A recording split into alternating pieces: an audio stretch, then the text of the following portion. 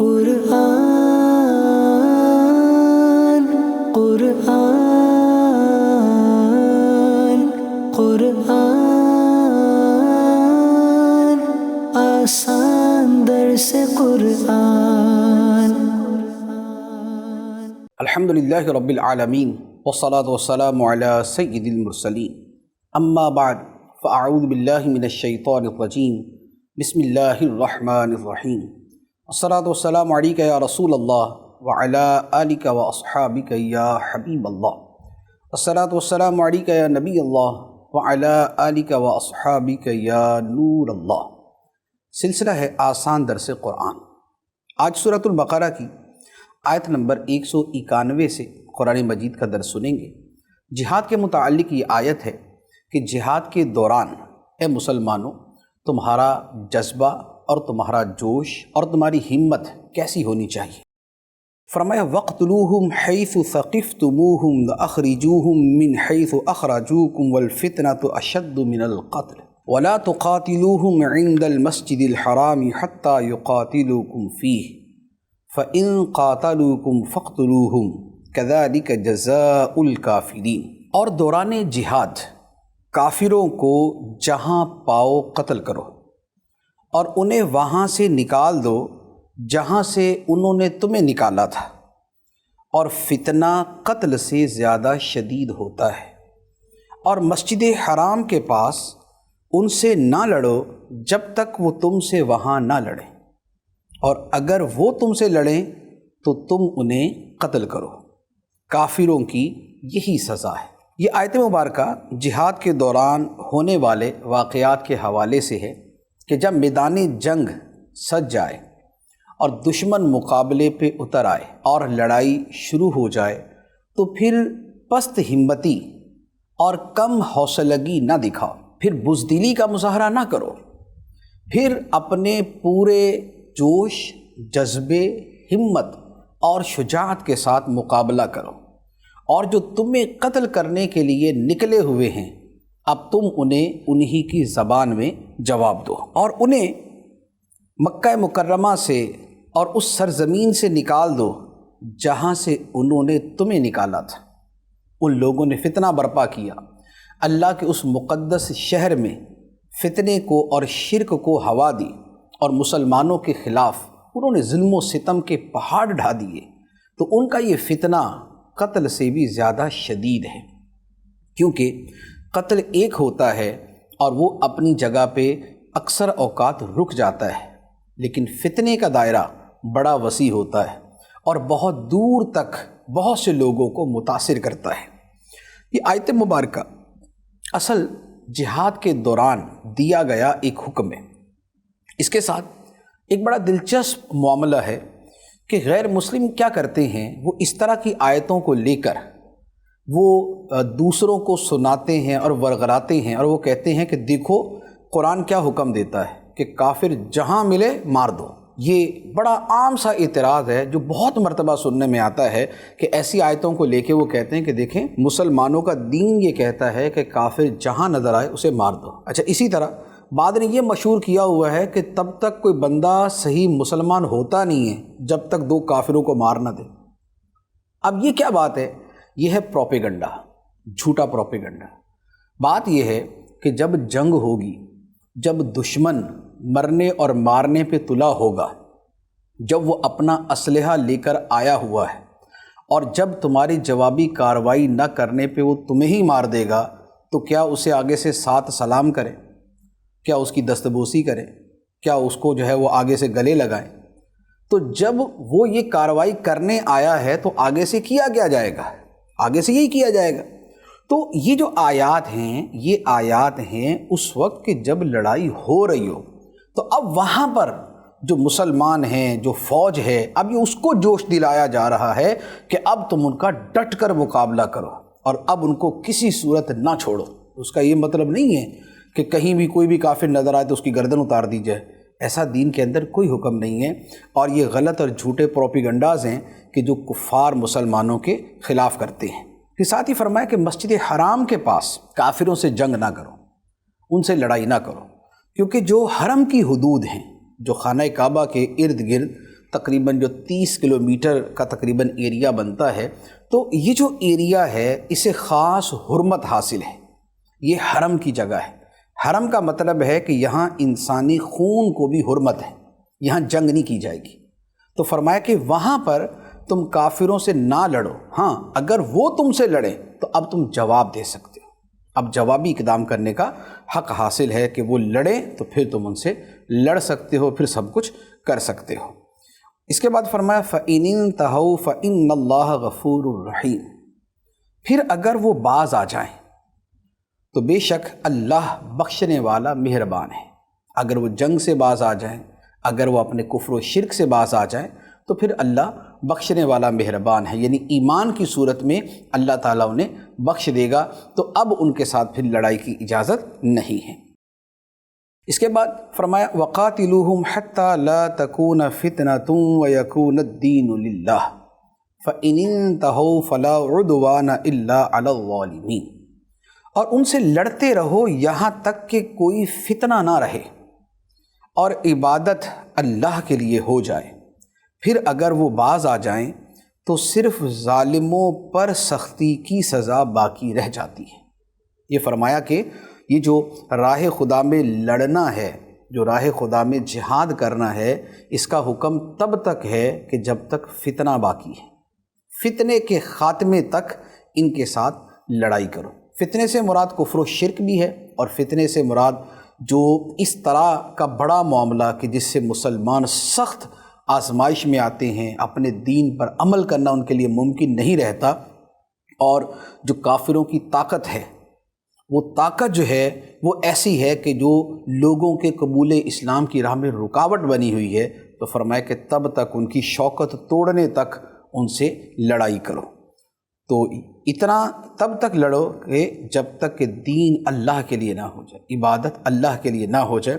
پھر اگر وہ باز آ جائیں، رک جائیں، تو فرمایا کہ اب کسی پر زیادتی نہ کی جائے سوائے ظالموں کے، کہ جو ظالم ہے اسے اس کے ظلم کی سزا دی جائے گی۔ اس کے بعد فرمایا الشہر الحرام بالشہر الحرام والحرمات قصاص فمن اعتدى علیکم فاعتدوا علیہ بمثل ما اعتدى علیکم واتقوا اللہ واعلموا ان اللہ مع المتقین۔ ادب والے مہینے کے بدلے ادب والا مہینہ ہے، اور تمام ادب والی چیزوں کا بدلہ ہے، تو جو تم پر زیادتی کرے اس پر اتنی ہی زیادتی کرو جتنی اس نے تم پر زیادتی کی ہو، اور اللہ سے ڈرتے رہو اور جان رکھو کہ اللہ ڈرنے والوں کے ساتھ ہے۔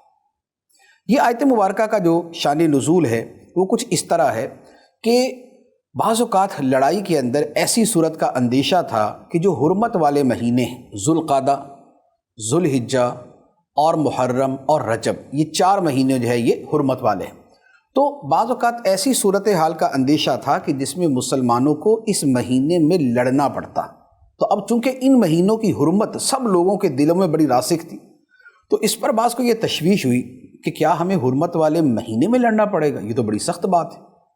تو اس پر یہ فرمایا گیا کہ تم اگر ان مہینوں میں لڑو گے تو یہ تمہارا لڑنا اس لیے ہے کہ کفار نے ان مہینوں کی حرمت کو پامال کیا، اور تم ان سے لڑ کر ان مہینوں کی حرمت کو بحال کر رہے ہو، وہ پامال کر رہے ہیں، تم بحال کر رہے ہو، تو لہٰذا تمہارا ان مہینوں میں جو لڑنا اور جو خدا کی طرف سے اجازت ہے یہ اس کی حرمت کی پامالی نہیں ہے بلکہ بحالی ہے۔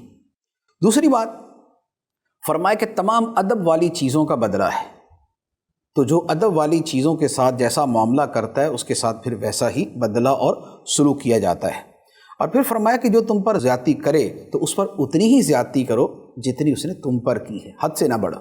یہ ہے وہ دین اسلام کا اصول، جسے یہاں دوبارہ بیان کر دیا گیا کہ لڑائی اور اس طرح کے مواقع میں بھی جہاں پر دشمنی ہے وہاں پر بھی فرمایا خدا سے ڈرتے رہو اور جان لو کہ خدا ڈرنے والوں کے ساتھ ہے، تو کسی صورت دوسرے پر زیادتی کرنے کی اجازت نہیں ہے۔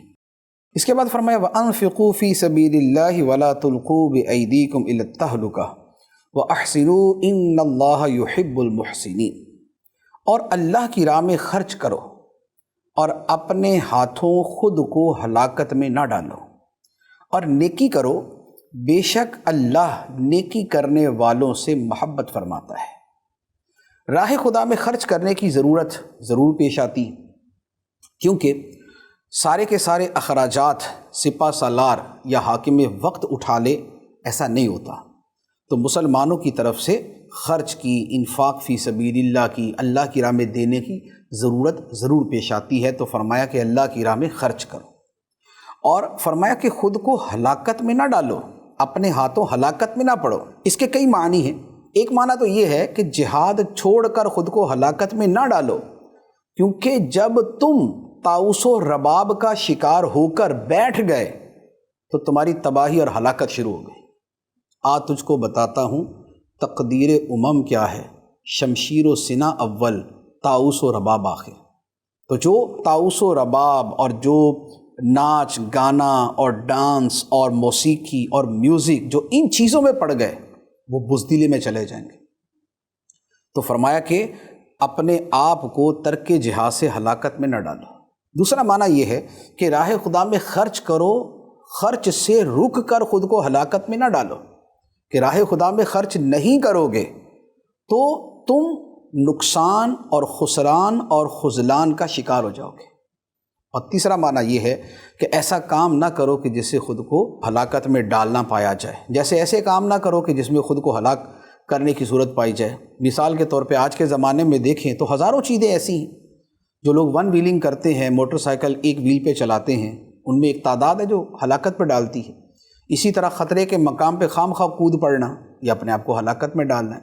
اسی طرح جو پتنگ بازی چلتی ہے اور دھاتی تار اور دھاتی ڈور کے ذریعے جو ہے وہ پتنگ اڑائی جاتی ہے، تو یہ خود کو بھی اور دوسروں کو ہلاکت میں ڈالنا ہے۔ تو ایسی جتنی چیزیں ہیں وہ ساری کی ساری شریعت کے اندر منع ہے اور درجہ بدرجہ وہ حرام ہیں۔ تو فرمایا نیکی کرو، اللہ نیکی کرنے والوں سے محبت فرماتا ہے۔ اس کے بعد فرمایا وَأَتِمُّ الْحَجَّ وَالْعُمْرَةَ لِلَّهِ فَإِنْ أُحْصِرْتُمْ فَمَا اسْتَيْسَرَ مِنَ الْهَدْيِ وَلَا تَحْلِقُوا رُؤُوسَكُمْ حَتَّى يَبْلُغَ الْهَدْيُ مَحِلَّهُ فَمَنْ كَانَ مِنْكُمْ مَرِيضًا أَوْ بِهِ أَذًى مِّن رَأْسِهِ فَفِدْيَةٌ مِّن صِيَامٍ أَوْ صَدَقَةٍ أَوْ نُسُكٍ فَإِذَا أَمِنْتُمْ فَمَنْ تَمَتَّعَ بِالْعُمْرَةِ إِلَى الْحَجِّ فَمَا اسْتَيْسَرَ مِنَ الْهَدْيِ فَمَنْ لَمْ يَجِدْ فَصِيَامُ ثَلَاثَةِ أَيَّامٍ فِي الْحَجِّ وَسَبْعَةٍ إِذَا رَجَعْتُمْ تِلْكَ عَشَرَةٌ كَامِلَةٌ ذَلِكَ لِمَنْ لَمْ يَكُنْ أَهْلُهُ حَاضِرِي الْمَسْجِدِ الْحَرَامِ وَاتَّقُوا اللَّهَ وَاعْلَمُوا أَنَّ اللَّهَ شَدِيدُ الْعِقَابِ۔ فرمایا اور حج اور عمرہ اللہ کے لیے پورا کرو، پھر اگر تمہیں مکے سے روک دیا جائے تو حرم میں قربانی کا جانور بھیجو جو میسر آئے، اور اپنے سر نہ منڈاؤ جب تک قربانی اپنے ٹھکانے پر نہ پہنچ جائے۔ پھر جو تم میں بیمار ہو یا اس کے سر میں کچھ تکلیف ہو تو روزے یا خیرات یا قربانی کا فدیہ دے۔ پھر جب تم اطمینان سے ہو تو جو حج سے عمرہ ملانے کا فائدہ اٹھائے اس پر قربانی لازم ہے جیسی میسر ہو۔ پھر جو قربانی کی قدرت نہ پائے تو 3 روزے حج کے دنوں میں رکھے اور 7 روزے اس وقت رکھو جب تم اپنے گھر لوٹ کر جاؤ، یہ مکمل 10 ہیں۔ یہ حکم اس کے لیے ہے جو مکہ کا رہنے والا نہ ہو، اور اللہ سے ڈرتے رہو اور جان رکھو کہ اللہ شدید عذاب دینے والا ہے۔ یہ حج کے احکام ہیں اور اس میں کافی سارے احکام کا بیان ہے، میں ایک ایک کر کے عرض کرتا ہوں۔ پہلا حکم تو یہ ہے کہ جب حج اور عمرے کا احرام باندھو تو پھر یہ احرام توڑو نہیں، اسے پورا کرو۔ حج کا احرام باندھا ہے تو حج مکمل کرو، عمرے کا احرام باندھا ہے تو عمرہ مکمل کرو۔ یہ نہیں ہے کہ درمیان میں کسی بھی وجہ سے اپنا احرام چھوڑ کے واپس آ جاؤ، تو ایسا نہ کرو، ایک بات۔ دوسری بات یہ ہے کہ بعض اوقات یہ ہو سکتا ہے کہ واقعی ایسی صورت پیش آ جائے کہ کسی بندے نے احرام باندھا، اب اس کے ساتھ کوئی ایسی سچویشن ہو گئی کہ وہ حج یا عمرہ کر ہی نہیں سکتا۔ جیسے ایک آدمی نے احرام باندھا، اب احرام باندھ کے جب وہ چلا تو وہاں پر حکومت نے اس کو روک دیا، حکومت کسی بھی وجہ سے اس کو روک دے اور اس کو جانے ہی نہ دے، تو اب یہ تو ہو نہیں سکتا کہ باقی ساری زندگی 2-4 سال یہ احرام میں پھرتا رہے، ایسا تو نہیں ہوگا۔ تو اب یہ کیا ہے، یہ واپس آئے گا۔ تو اب بات یہ ہے کہ احرام باندھا ہوا، احرام بغیر حج عمرے کے کھلتا نہیں ہے، تو اب کیا کرے؟ تو اسے کہتے ہیں احصار۔ احصار کا مطلب یہ ہے کہ جب اسے یا تو شدید بیماری کی وجہ سے حج عمرہ کرنا اس کے لیے ممکن نہ رہے، اور یا یہ ہے کہ خوف کی وجہ سے، حکومت کا خوف ہے اور وہ اس کے لیے حج عمرہ کرنا ممکن نہ رہا، تو اب کیا کریں؟ اس کی ایک مثال یوں سمجھ لیں کہ صلح حدیبیہ کے موقع پر نبی پاک صلی اللہ علیہ وآلہ وسلم 1400 صحابہ کرام کے ساتھ عمرہ کرنے گئے تھے۔ اب یہ سارے احرام باندھے ہوئے تھے، لیکن جب حدیبیہ کے مقام پہ پہنچے تو مشرکین مکہ نے، کفار مکہ نے کہا کہ ہم آپ کو عمرہ نہیں کرنے دیں گے، اس سال عمرہ نہیں کرنے دیں گے۔ معاہدہ ہوا، صلح ہوئی، اور یہ ہوا کہ اگلے سال عمرہ کریں گے، اس سال نہیں کریں گے۔ تو اب یہ جو 1400 افراد عمرہ کا احرام باندھ کر گئے تھے، کیا کرتے؟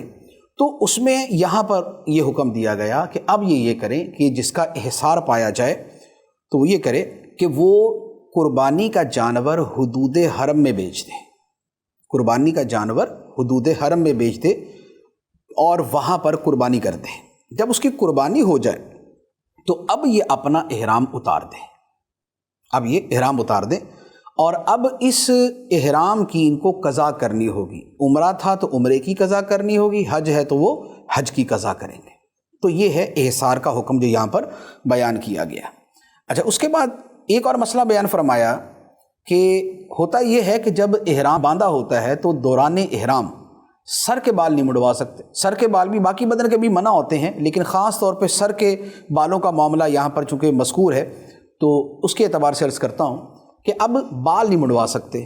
اب مثال کے طور پہ کسی کو کوئی مرض ہو گیا، سر میں ایسے جو ہے نا اس کے جو ہے نا وہ پھوڑے پھنسیاں نکل آئیں کہ اب سر کے بال منڈوائے بغیر گزارا نہیں، یا بعض اوقات ایسا بھی ہوتا تھا کہ کسی کے سر میں جوئیں پڑ گئیں۔ آج کل تو بہت سارے حل ہیں نا جوؤں کے، پچھلے زمانے میں ایسے نہیں تھے۔ تو اب ایسی صورت میں وہ بندہ شدید تکلیف میں ہے تو وہ کیا کرے؟ تو فرمایا کہ جب تکلیف میں ہے تو اب اس کے لیے اجازت ہے کہ یہ بال منڈوا دے۔ تو حالت احرام میں اب بال منڈوانے کی اجازت ہوگی، لیکن ہوگا یہ کہ گناہ تو نہیں ہوگا کہ شریعت نے اجازت دی ہے، ویسے اگر کرے تو گناہ گار ہے، لیکن اب چونکہ مجبوری ہے، شریعت نے اجازت دیا تو گناہ نہیں، لیکن اس کا کفارہ دینا پڑے گا۔ کفارہ کیا ہے؟ کفارہ یہاں پر بیان فرمایا کہ روزے یا صدقہ یا قربانی۔ روزے سے مراد یہاں پر ہیں 3 روزے، صدقے سے مراد ہے یہاں پر صدقہ فطر، اور قربانی سے مراد ہے یہاں پر دم، یعنی کہ ایک بکرا، بکری، بھیڑ جو ہے وہ ذبح کرنا حدود حرم کے اندر، یہ مراد۔ اچھا، پھر یہاں پر ایک رخصت ہے کہ جس نے مجبوری سے یہ کیا، جسے کہتے ہیں جرم غیر اختیاری، جس نے مجبوری سے یہ کیا تو اسے یہ رخصت ہے کہ وہ بجائے قربانی کے، بکری کی قربانی کے، وہ اس کی بجائے 3 روزے رکھ لے، 3 روزے رکھ لے، اور یا یہ ہے کہ 6 مسکینوں کو وہ صدقہ فطر دے دے، یا 6 مسکینوں کو 2 وقت کا کھانا کھلا دے۔ تو جرم غیر اختیاری میں جہاں پر دم ہوتا ہے وہاں متبادل یہ ہے، اور اگر صدقہ فطر لازم آتا ہے، جرم ایسا ہے کہ اس پہ فدیہ صدقہ فطر لازم ہے، تو ایسی صورت میں 1 روزہ رکھ لے، تو یہ اس کو اختیار ہے۔ پھر فرمایا کہ جب تم حالت اطمینان میں ہو اور حج عمرہ اکٹھا کرو تو پھر جو قربانی میسر ہو وہ دو۔ یہ کیا مسئلہ ہے؟ حج کی 3 قسمیں ہیں، ایک ہے حج افراد، ایک ہے حج تمتع، اور ایک ہے حج قران۔ افراد کہتے ہیں کہ تنہا حج کا احرام باندھا اور حج کیا، حج کا احرام باندھا اور حج کیا۔ حج تمتع کہتے ہیں کہ پہلے عمرے کا احرام باندھا، عمرہ کیا، احرام اتار دیا، پھر جب حج کے دن آئے تو حج کا احرام باندھا اور پھر حج کیا۔ ایک ہی سفر میں پہلے عمرہ کیا، اس کے احرام سے فارغ ہو گئے، پھر حج کا احرام باندھا، پھر حج کیا، یہ ہے حج تمتع۔ حج قران یہ ہوتا ہے کہ عمرہ اور حج دونوں کا اکٹھا احرام باندھا، نیت یہ کی کہ میں یہ احرام باندھتا ہوں عمرے کا اور حج کا۔ اب اس کے بعد کیا ہوا کہ عمرہ کر کے احرام نہیں کھولنا، یہ احرام چلتا رہے گا حتیٰ کہ حج کا دن آ جائے گا اور اسی احرام کے ساتھ یہ حج بھی کرے گا، اور اس کے بعد یہ احرام کھولے گا۔ یہ ہے 3 قسمیں۔ حج افراد جو ہوتا ہے اس میں کوئی قربانی نہیں ہوتی، لیکن حج تمتع اور قران جس کا یہاں تذکرہ ہے کہ جس نے 2 عبادتیں ایک سفر میں جمع کی، اس کے اوپر قربانی لازم ہوتی ہے کہ وہ قربانی کرے، جو منا کے اندر کی جاتی ہے نا، جو آپ نے دیکھا ہوگا لوگ لاکھوں کی تعداد میں قربانی کرتے ہیں، تو یہ حج تمتع یا حج قران کی ہوتی ہے، تو یہ قربانی لازم ہے۔ اچھا، اب اگر کوئی غریب آدمی ہے، اس کے پاس پیسے نہیں قربانی کے، تو کیا کرے؟ تو فرمایا پھر 10 روزے رکھے۔ ان میں سے 3 روزے تو ہوں گے ایام حج میں، یعنی 10 ذوالحجہ سے پہلے پہلے جو ذوالحجہ کے ایام ہیں ان میں 3 روزے رکھے گا، اور 7 روزے رکھے گا جب وہ واپس آئے گا، جب اپنے وطن واپس آ جائے 7 روزے پھر رکھ لے تو یہ ہوگا ٹوٹل 10 روزے۔ تو فرمایا کہ یہ 10 روزے رکھنا۔ لیکن یہ جو حج تمتع اور قران ہے یہ ہوتا ہے آفاقی کے لیے، جو حدود میقات سے باہر رہتا ہے۔ حدود میقات سے، جیسے ہم پاکستان سے جاتے ہیں تو ہم آفاقی کہلاتے ہیں، جو میقات کے اندر رہتے ہیں ان کو حلی کہا جاتا ہے، اور جو حدود حرم میں رہتے ہیں مکے میں ان کو اہل حرم کہا جاتا ہے۔ تو باقی اس کی فقہی تفسیر ہے، وہ پھر فقہی کتابوں میں بہاری شریعت وغیرہ میں پڑھی جا سکتی ہے۔ اس کے بعد حج کے آداب اور کچھ اہم احکام بیان فرمایا الحج اشہر معلومات فمن فرض فیہن الحج فلا رفث ولا فسوق ولا جدال فی الحج وما تفعلوا من خیر یعلمہ اللہ وتزودوا فإن خیر الزاد التقوی واتقون یا اولی الالباب۔ حج چند معلوم مہینے ہیں، تو جو ان میں حج کی نیت کرے تو حج میں نہ عورتوں کے سامنے صحبت کا تذکرہ ہو، اور نہ کوئی گناہ ہو، اور نہ کسی سے جھگڑا ہو، اور تم جو بھلائی کرو اللہ اسے جانتا ہے، اور زاد راہ ساتھ لے لو، پس سب سے بہتر زاد راہ یقیناً پرہیزگاری ہے، اور اے عقل والو مجھ سے ڈرتے رہو۔ یہ آیت مبارکہ حج کے 2 بنیادی احکام اور ایک تیسری اس کی خوبصورت تنبیہ پر مشتمل ہے۔ بنیادی حکم یہ بیان کیا کہ حج جو ہے وہ چند مشہور مہینوں میں ہوتا ہے۔ چند مشہور مہینوں میں سے کیا مراد ہے؟ اصل جو حج ہے یعنی جو میدان عرفات میں جانا ہے یہ تو ہوتا ہے ذوالحجہ میں، ذوالحجہ کی 9 تاریخ حج کا دن یہ ہے۔ اس سے پہلے جو ہے وہ مزید اس کے آگے پیچھے کے افعال ہیں، لیکن مین شے جو ہے وہ ہے حالت احرام میں بنیت حج 9 عرفہ کو ظہر کی نماز کے بعد جو ہے وہ میدان عرفات میں پہنچنا۔ حج کا اصل وقت یہ ہے، لیکن حج کے مہینے کیا ہیں؟ وہ ہے شوال، ذوالقعدہ اور ذوالحجہ کے ابتدائی دن۔ وہ کس طرح؟ وہ یوں ہے کہ حج کا جو مشروع طریقہ ہے، یعنی کہ جو شرعی طریقہ ہے وہ یہ ہے کہ شوال کا چاند نظر آنے کے بعد ہی حج کا احرام باندھا جائے۔ تو اس اعتبار سے ہے کہ حج کے معروف مہینے ہیں، ورنہ اصل تو ایک دن ہوتا ہے جو مین فرض ہے، جو رکن ہے، اور بقیہ جو ہیں وہ اس کے احرام باندھنے کے مہینے ہیں۔ اور فرمایا کہ جو حج کرے تو اس میں ان چیزوں سے احتراز کرے۔ احرام کے بعد نہ تو کوئی گناہ کی بات ہو، نہ کسی سے لڑائی جھگڑا ہو۔ لڑائی جھگڑا تو ویسے بھی منع ہے، لیکن احرام کے بعد اس سے اور زیادہ بچنا چاہیے۔ احرام کے بعد اس سے اور زیادہ بچنا چاہیے۔ اور تیسری بات ہے کہ اس میں عورتوں کے جو معاملات ہیں، جو ازدواجی تعلقات ہیں، ازدواجی تعلقات بذات خود تو منع ہیں ہی ہیں، ان کی بات کرنا بھی منع ہے، یعنی کہ اپنی بیوی کے ساتھ بھی اس طرح کی بات کرنا منع ہو جاتا ہے، اور نہ کسی دوسرے سے ایسا تذکرہ کر سکتے۔ تو یہ حالت احرام کے اندر یہ پابندیاں جو ہیں یہ پوری کرنی ہوتی ہیں۔ اچھا، پھر یہاں یہ جو فرمایا کہ حج کے اندر کوئی جھگڑا نہ ہو، حکم تو یہی ہے کہ حج کے اندر جھگڑا نہ ہو، اور حالت احرام کے اندر جھگڑے کی زیادہ ممانعت ہو جاتی ہے۔ لیکن افسوس یہ ہے کہ جو آج تک کا مشاہدہ ہے وہ یہ ہے کہ جتنا حاجی لڑتے ہیں نا اتنا شاید ہی کوئی لڑتا ہو۔ ایسی چھوٹی چھوٹی بات پہ لڑ رہے ہوتے ہیں کہ افسوس ہوتا ہے کہ یار یہ حج کرنے آئے، خدا کے گھر پہ آئے ہوئے، حرکتیں دیکھو ان کی۔ نہ جاتے ہوئے تو تھوڑا بہت کوئی عقل شعور اس کے ساتھ چلے جاتے ہیں، لیکن وہاں پہنچ کے جب رش ہوتا ہے، دھکے لگتے ہیں، گرمی ہوتی ہے، میدان عرفات میں گئے، وہاں دھوپ لگی، گرمی لگی، خیمہ نہیں ملا، جگہ نہیں ملی، یا مینا کے اندر تھوڑی سی تکلیف ہوئی، تو پھر ان کی لڑائیاں دیکھنے والی ہوتی۔ تو وہ کوئی یاد نہیں ہوتا کہ میں حج کرنے آیا ہوں، ایسا پھر جو ہے وہ لڑتے ہیں کہ شاید اپنی گلی محلی میں ویسے نہ لڑتے۔ اچھا، اسی طرح کھانے کے اوپر، اب تو خیر کھانا ہر ایک نے خرید کے کھانا ہوتا ہے۔ ایک زمانہ تھا کہ جب یہ جو ٹریول ایجنٹ ہوتے ہیں یہ کھانا دیا کرتے تھے نا، کاروان والے، تو کھانے پہ جو لڑائیاں ہوتی تھیں نا، بوٹیوں پہ اور بقیہ چیزوں پہ، شرم آتی تھی دیکھتے ہوئے کہ یہ حاجی۔ تو یہ کیا ہے؟ بات یہ ہے کہ حج تو کر لیا لیکن اندر نہیں نا صاف ہوتا۔ جب تک من صاف نہیں ہوگا 100 حج کر کے بھی بندہ نیک نہیں بن سکتا۔ تو اندر کی اصلاح جو ہے، اخلاق کی اصلاح، اپنے من کی اصلاح، یہ چاہیے۔ یہ جو جھگڑے سے منع کیا ہے نا، اس کی ایک حکمت یہ بھی ہے کہ بھائی یہ اتنے سارے دن ہیں، جھگڑے سے بچ بچ کے بچنا آ ہی جائے گا اس کو۔ لیکن ہوتا کیا ہے کہ ابھی ایک تو حج کے دوران لڑائیاں، اور اس کے بعد حج سے فارغ ہونے کے بعد تو پھر یہ ہوتا ہے نا اب تو کام ہی کوئی نہیں ہے۔ حج کے دنوں میں تو چلے تھوڑا بہت کام کر ہی لیا، حج کے بعد فارغ ہے نا تو اب پھر کرو بیٹھ کے غیبت، چغلیاں، لڑائیاں، یہ شروع ہو جاتے ہیں۔ اور اس کے بعد جب ایئرپورٹ پہ ہوتے ہیں تو پھر کچھ نہ پوچھیں کیا کرتے ہیں، ایئرپورٹ پہ لڑائی، جہاد میں لڑائی، سامان پہ لڑائی۔ تو وہ لوگ ایک دوسرے کو کہہ رہے ہوتے ہیں یار تم حج کر کے آئے ہو، خدا کے گھر سے آ رہے ہو، کچھ تو شرم کرو۔ یہ عام مناظر ہیں کہ جو دیکھنے میں آتے ہیں۔ اس کے بعد ایک اور بات حج کے حوالے سے، بعض لوگوں کی عادت تھی کہ حج پہ بغیر سامان سفر کے نکل جاتے ہیں اور لوگوں سے پھر بھیک مانگتے۔ یمن کے کچھ لوگوں کی عادت تھی اور لوگوں سے بھیک مانگتے، تو اللہ تعالیٰ نے فرمایا کہ یہ بھیک مانگنے والا کام نہ کرو، گھر سے زیادہ راہ لے کے چلو، تقویٰ یہ ہے۔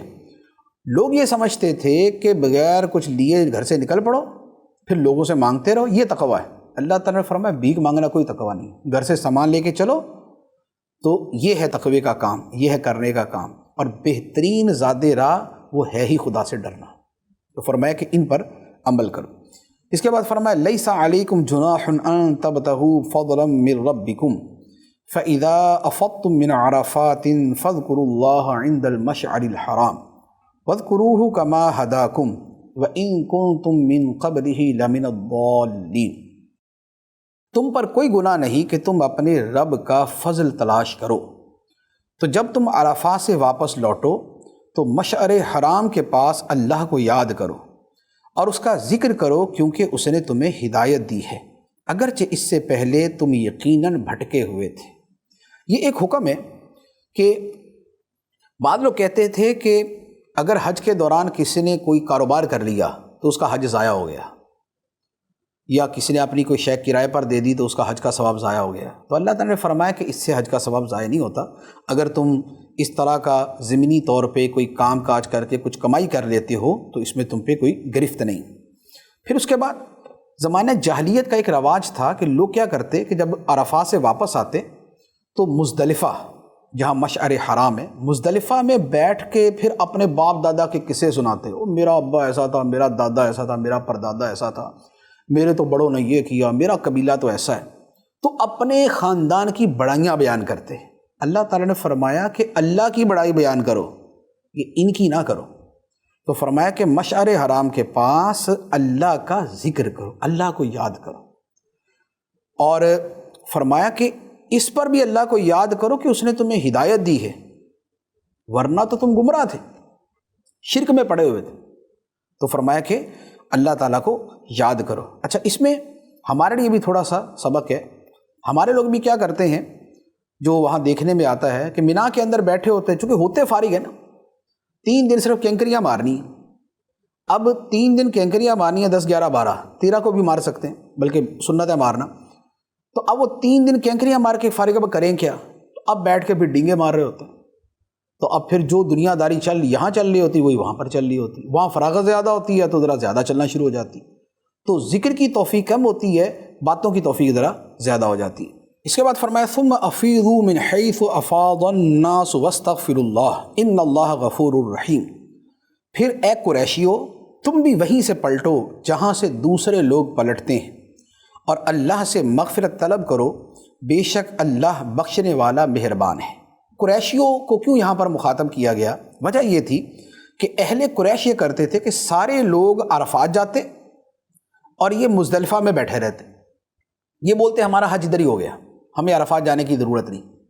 تو اللہ تعالیٰ نے فرمایا کہ ایسا نہیں، تم بھی وہیں جاؤ جہاں سارے جاتے ہیں، اور وہیں سے پلٹو جہاں سے سارے پلٹتے ہیں، مزدلفہ سے واپس نہیں پلٹنا۔ یہ وہ دین کا حکم تھا کہ جس میں چھوٹے بڑے، امیر غریب اور خاندانوں کے اعتبار سے معزز یا کمتر، ان سب کو برابر کر دیا۔ حج وہ عظیم عبادت ہے، بلکہ اسلام کی ساری عبادتیں ایسی ہیں کہ جو چھوٹے بڑے سب کی تفریق کو ختم کرتی ہیں، جس میں دنیاوی عزت، شان، نام، نمود، خاندان، برادری، کنبہ، قبیلہ سب برابر شو۔ نماز کے اندر سارے ایک ہی لائن میں کھڑے ہوں گے، ایسا نہیں ہوگا کہ ارب پتیوں کی لائن پہلی ہوگی، کروڑ پتیوں کی دوسری ہوگی، لاکھ پتیوں کی تیسری ہوگی، غریب غربا پیچھے ہوں گے، نہیں، جو پہلے آئے پہلے کھڑا ہوگا۔ روزوں کے اندر ایسا نہیں ہے کہ امیروں کے اوپر جو ہے وہ 26 روزے ہیں اور غریبوں کے اوپر 36 روزے، نہیں، سب پہ برابر ہے۔ حج کے اوپر ایسا نہیں ہے کہ امیروں کو جو ہے ذرا رخصتیں ہیں، غریبوں کو جو ہے نا پابندیاں ہیں، سب سارے کام ہی کریں گے۔ تو یہ جو تفریق ہے دین اسلام کی، یہ وہ مساوات ہے، جو دین کی عظمت پہ دلالت کرتی ہے کہ خدا کی بارگاہ میں مرتبہ پیسے کا نہیں ہے، برادری کا نہیں ہے، کنبے قبیلے کا نہیں ہے، تقوی کا ہے، پرہیزگاری کا ہے، کردار کا ہے۔ اس کے بعد فرمایا فَإِذَا قَضَيْتُم مَّنَاسِكَكُمْ فَاذْكُرُوا اللَّهَ كَذِكْرِكُمْ آبَاءَكُمْ أَوْ أَشَدَّ ذِكْرًا فَمِنَ النَّاسِ مَن يَقُولُ رَبَّنَا آتِنَا فِي الدُّنْيَا وَمَا لَهُ فِي الْآخِرَةِ مِنْ خَلَاقٍ۔ پھر جب اپنے حج کے کام پورے کر لو تو اللہ کا ذکر کرو جیسے اپنے باپ دادا کا ذکر کرتے تھے، بلکہ اس سے زیادہ کرو۔ اور کوئی آدمی یوں کہتا ہے کہ اے ہمارے رب ہمیں دنیا میں دے دے اور آخرت میں اس کا کچھ حصہ نہیں۔ تو یہ وہ بات جو میں نے عرض کی تھی کہ حج سے فارغ ہو کے فرمایا کہ اپنے باپ دادا کا جیسے ذکر کرتے ہو اللہ کا ویسے ذکر کرو، بلکہ اس سے زیادہ کرو۔ باپ دادا کو ادھر چھوڑ دو، اللہ تعالیٰ کو یاد کرو۔ اچھا، پھر اس کے بعد لوگوں کی دو حالتیں، جو دنیا دار ہیں، جو کفار ہیں، فرمایا وہ کہتے ہیں یا اللہ جو دینا دنیا میں دے دے، وہ دنیا ہی مانگتے ہیں، فرمایا آخرت میں ان کا کوئی حصہ نہیں۔ لیکن اس کے مقابلے میں اچھے لوگ بھی ہیں، فرمایا وَمِنْهُم مَّن يَقُولُ رَبَّنَا آتِنَا فِي الدُّنْيَا حَسَنَةً وَفِي الْآخِرَةِ حَسَنَةً وَقِنَا عَذَابَ النَّارِ۔ اور کوئی یوں کہتا ہے کہ اے ہمارے رب ہمیں دنیا میں بھلائی عطا فرما اور ہمیں آخرت میں بھی بھلائی عطا فرما اور ہمیں دوزخ کے عذاب سے بچا۔ یہ ہیں مومنوں کا کام، یہ ہے مسلمانوں کا کام، دنیا بھی مانگے آخرت بھی مانگے۔ مومن وہ ہے جس کی دنیا بھی ٹھیک ہو آخرت بھی ٹھیک ہو، کافر وہ ہے جو دنیا کا تو سوچے آخرت کا نہ سوچے۔ تو یہ جو دنیا آخرت دونوں کا سوچنے والے ہیں، فرمایا اولئک لہم نصیب مما کسبوا واللہ سریع الحساب۔ ان لوگوں کے لیے ان کے کمائے ہوئے اعمال سے حصہ ہے اور اللہ جلد حساب کرنے والا ہے۔ یعنی جو لوگ جیسے عمل کریں گے انہیں ان کی کمائیوں سے حصہ ملے گا، نیک عمل کرنے والوں کو نیکیوں سے حصہ ملے گا۔ اور فرمایا کہ اللہ جلد حساب کرنے والا ہے، یعنی جب وہ حساب کرے گا تو اسے حساب کرنے میں کوئی دیر نہیں لگے گی، کوئی کیلکولیشن نہیں شروع ہو جائے گی چلو بھی اس کی گنتی شروع کرو کیا بنتا ہے، نہیں، ٹھگا ٹھگ جو ہے نا سیکنڈز کے اندر، اس سے بھی جلدی جو ہے اللہ تعالیٰ حساب مکمل فرما دے گا۔ فرمایا وَاذْكُرُوا اللَّهَ فِي أَيَّامٍ مَّعْدُودَاتٍ فَمَن تَعَجَّلَ فِي يَوْمَيْنِ فَلَا إِثْمَ عَلَيْهِ وَمَن تَأَخَّرَ فَلَا إِثْمَ عَلَيْهِ لِمَنِ اتَّقَىٰ وَاتَّقُوا اللَّهَ وَاعْلَمُوا أَنَّكُمْ إِلَيْهِ تُحْشَرُونَ۔ اور گنتی کے دنوں میں اللہ کا ذکر کرو، تو جو جلدی کر کے 2 دن میں مینا سے چلا جائے اس پر کچھ گناہ نہیں، اور جو پیچھے رہ جائے تو اس پر بھی کوئی گناہ نہیں۔ یہ بشارت پرہیزگار کے لیے ہے، اور اللہ سے ڈرتے رہو اور جان رکھو کہ تم اسی کی طرف اٹھائے جاؤ گے۔ یہ جو مسئلہ بیان کیا ہے یہ ہے حج کے دنوں کا۔ حج کے دنوں سے مراد یہ جو فرمایا کہ گنتی کے دنوں میں اللہ کو یاد کرو، اس سے مراد ہے ایام تشریق۔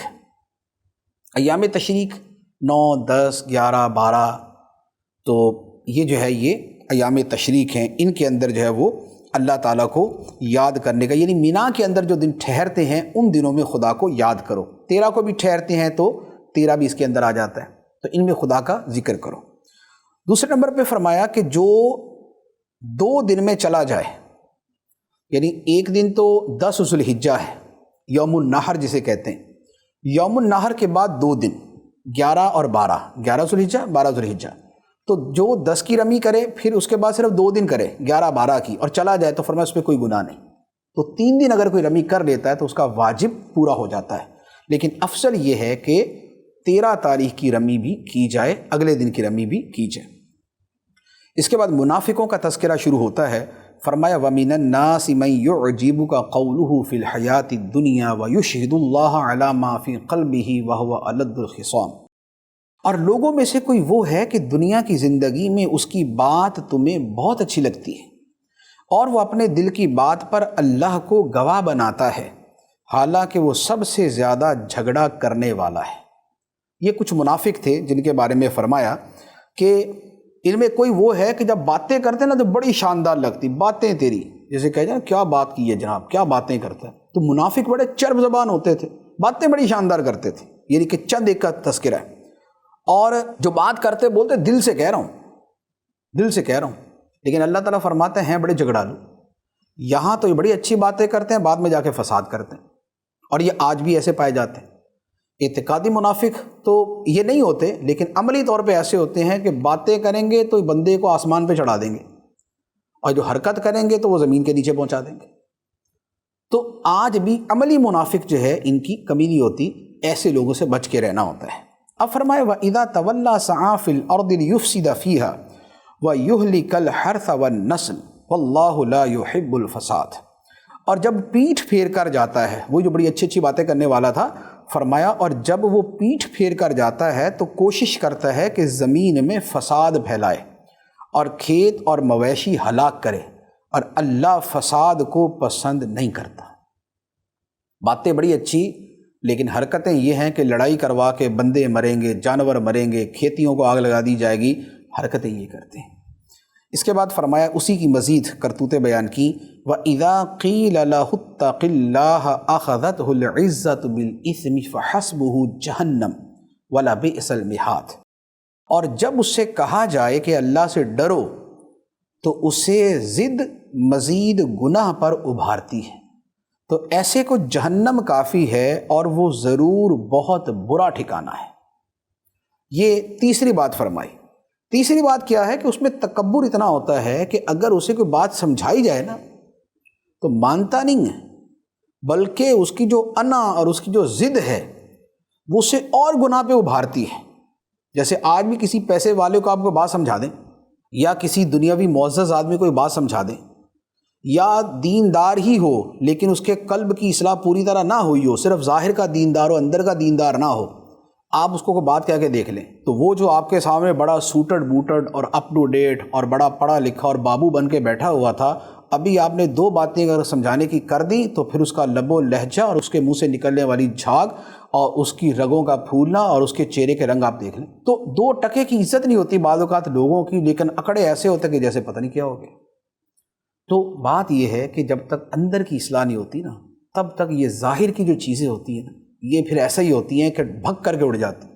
یہ ایسے ہی ہوتی ہیں کہ جیسے بارود کو تھوڑی سی آگ لگائیں تو سب اڑ جاتا ہے۔ تو یہ جو ظاہر ہوتا ہے نا، صرف ظاہر ہے، اندر کچھ بھی نہیں ہے، اس کی حالت بارود جیسی ہوتی ہے، جسے تھوڑی سی جس کی انا کو آگ لگی سب اڑ جائے گا۔ تو لہٰذا ظاہر کے ساتھ ساتھ باطن کی طرف بھی توجہ دیں، اور جو پیسے والا منصب والا ہے وہ غور کرے کہ اس کا طرز عمل منافقانہ نہ ہو۔ اس کے بعد پھر ایک بہت خوبصورت لوگوں کا بھی تذکرہ کیا گیا، بہت اچھے لوگوں کا بھی۔ یہ تو منافق تھے لیکن اب اچھے لوگوں کا تذکرہ ہے۔ فرمایا وَمِنَ النَّاسِ مَن يَشْرِي نَفْسَهُ ابْتِغَاءَ مَرْضَاتِ اللَّهِ وَاللَّهُ رَءُوفٌ بِالْعِبَادِ، اور لوگوں میں سے کوئی وہ ہے جو اللہ کی رضا تلاش کرنے کے لیے اپنی جان بیچ دیتا ہے، اور اللہ بندوں پر بڑا مہربان ہے۔ کچھ ایسے بھی کہ خدا کی خوشنودی کے لیے اپنی جان بیچنے کو تیار ہے کہ مولا تیری رضا کی خاطر، تیری خوشی کی خاطر اگر ہمیں اپنا مال دینا پڑے تو مال دیں گے، جان دینی پڑے تو جان دیں گے، اے مولا تیری رضا ہی ہمیں مطلوب ہے، وہی ہمارے لیے سب کچھ ہے، رضائے مولا از ہما اولا، مولا کی رضا ہر شے سے اوپر ہے۔ تو یہ والے بھی ہیں، جیسے صحابہ کرام تھے، جیسے اولیاء کرام ہوتے ہیں، جیسے صوفیاء کرام ہوتے ہیں، جیسے علماء ربانیین ہوتے ہیں، تو یہ ہستیاں بھی ہوتی ہیں۔ اللہ تعالی ہمیں ان کی پیروی کرنے کی توفیق عطا فرمائے، آمین، بجاہ النبی الامین صلی اللہ علیہ وسلم۔